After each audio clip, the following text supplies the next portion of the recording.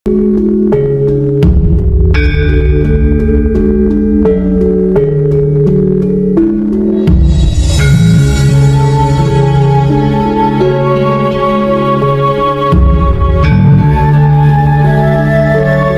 ini menurut data kependudukan dunia, jumlah wanita itu berbanding berapa gitu ya, 7 berbanding 3 atau apa gitu ya, 7 wanita 3 laki-laki gitu ya. Ini akan membawa dampak situ, dan wanita bagaimanapun sudah menjadi tumpuan pertama bagi laki-laki untuk mengendalikan keluarga mereka masing-masing, baik itu dalam lingkungan sudah keluarga atau belum. Itulah. Ini makanya beberapa hal yang akhir-akhir ini saya cermati, saya merasa prihatin juga, meskipun orang lain kadang-kadang hati ini kelakuannya apa sih ngono kok ora gelem. Terus terang aja Mas ya, semenjak lokalisasi ditutup ini saya tuh pergi naik mobil tuh nangis Mas. Karena apa? Banyak anak-anak tertentu di pinggir jalan hanya menunggu orang yang mobil lewat. Siapa tahu kalau ada yang menggunakan jasanya. Itu kan melas banget. Dari segi sosial kasihan, dari segi kesehatan juga bahaya. Tapi bagaimana?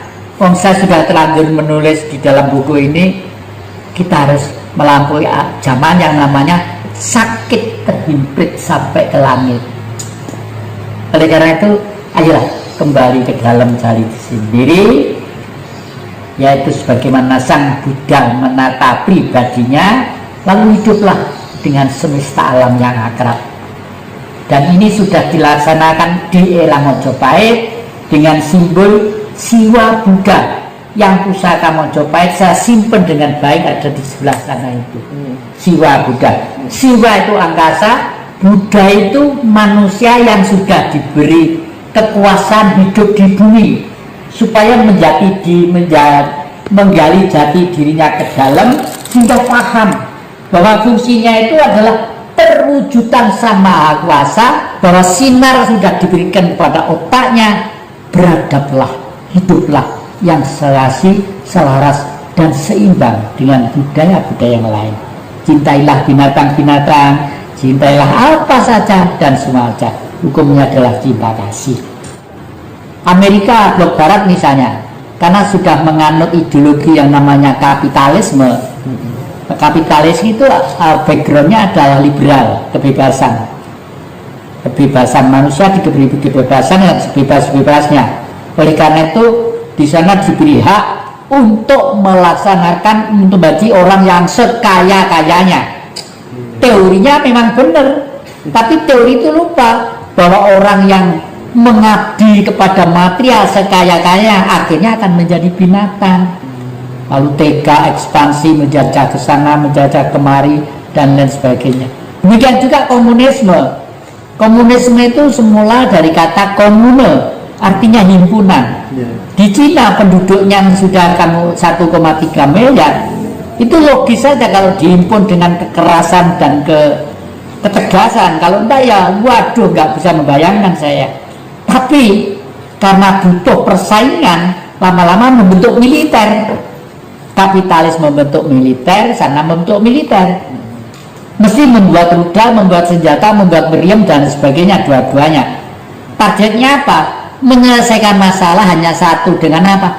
Dengan perang. Perang itulah kekerasan. Kekerasan itu adalah kehancuran. Kehancuran inilah sebenarnya jalannya setan itu sendiri. Karena setan itu adalah manusia yang nafsunya tak terkendali.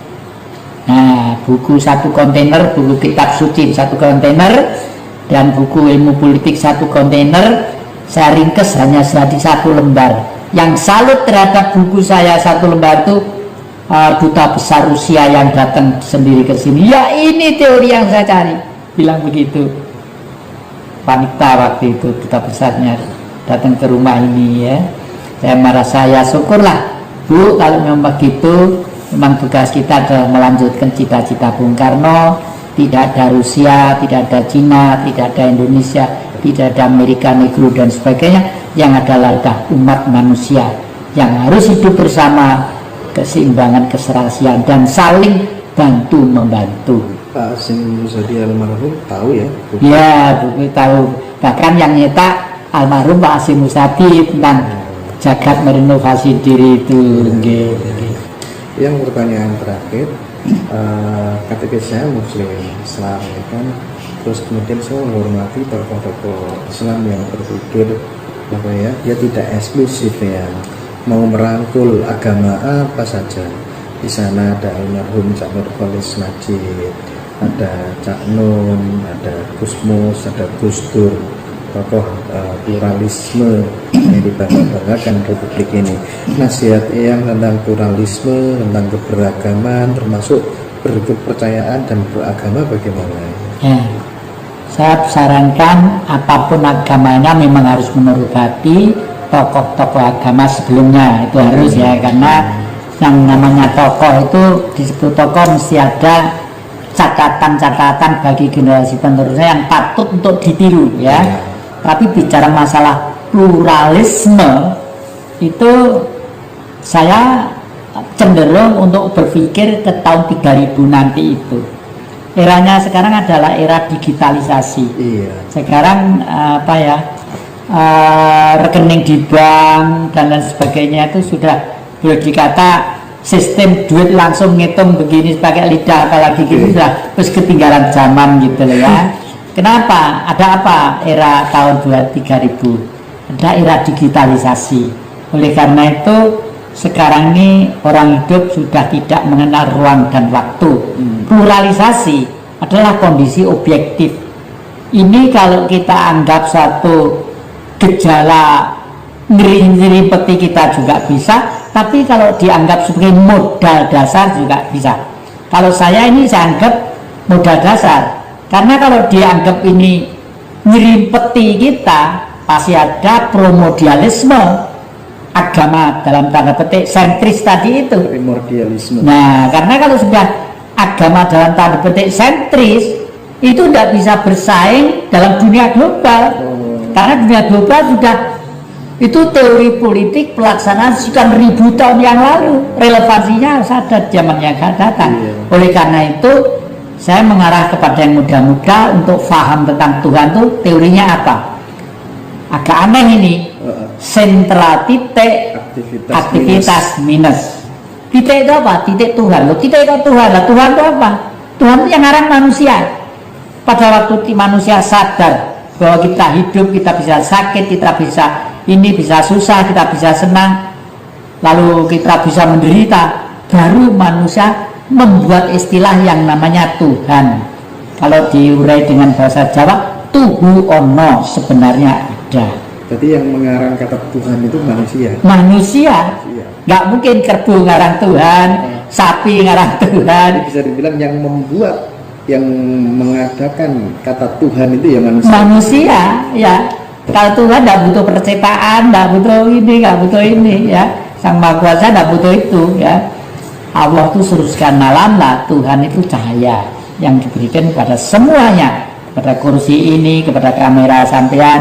Kamera sampean hidup karena ada baterai, ada plus minus, itu mesti hidup. Nah, terus angkasa, makanya minjam budayanya orang Hindu, kita harus kembali ke, dan nanti akan kembali ke sana, nanti itu manusia itu akan hidup kembali menjadi zaman kuno lagi, makanya sekarang bersiap-siap ya, Bopo Angkoso Ibu Bumi ini akan kembali ke zaman kuno lagi, nanti itu, karena zaman modern justru malah mengarah kepada pikiran-pikiran manusia baik tua atau yang muda untuk asik saja di depan apa yang dia miliki. Tapi setelah digitalisasi ya, yang itu ya? Iya, ya sekarang sudah berjalan pelan-pelan begini. Berarti nanti akan mengarah kembali ke zaman dulu. Berarti benar dong ada tesis yang mengatakan bahwa kelak bank semuanya akan tutup.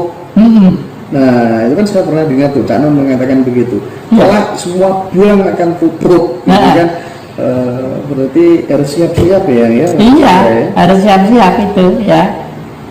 Ya, jadi ya berbahagialah, mbok bakul pecel, mbok bakul lodeh, mbok bakul itu Dengan itu minimal itu ada sirkulasi duit receh ya untuk kehidupan sehari-hari. Nah, duit receh itu karena sistem kapitalis tadi itu menghimpun duit ini sehingga kita menjadi seperti sekarang ini. Sekarang ini di Indonesia kalau dari sisi kacamata politik, negara yang liberal kapitalistis, diberi kebebasan kita sebebas-bebasnya, silakan mau bicara apa, mau ngomong apa, mau ngomong apa, mau ngomong apa silakan, karena sudah zamannya.